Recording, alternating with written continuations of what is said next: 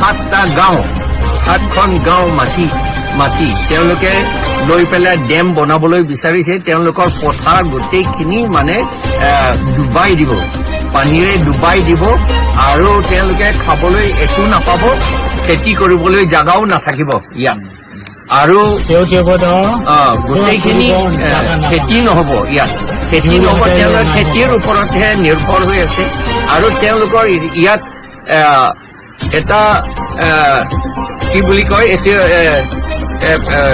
পূজা কৰা ঠাই আছে পূজা কৰা ঠাই আছে তেওঁলোকৰ অৰিজিনেল ট্ৰেডিশ্যনেল এটা একেবাৰে ইম্পৰ্টেণ্ট পূজা কৰা ঠাই আছে স্থান আছে ইয়াত সেই স্থানো মানে নষ্ট কৰিব ডুবাই দিব সেইকাৰণে আমাৰ 6টা গাঁওটো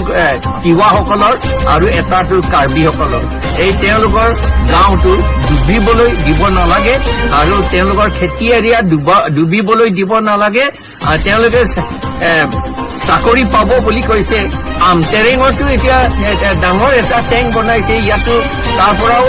ইলেক্ট্ৰিচিটি হৈছে কিন্তু আমাৰ মানুহটো তাতো চাকৰিও নাপায় আৰু ইলেক্ট্ৰিকো পোৱা নাই তাতো সেইকাৰণে ইয়াতো ফাঁকি আমাক দিবলৈ কৈছে এইটো আমি যিটো মাধা পেটকাৰে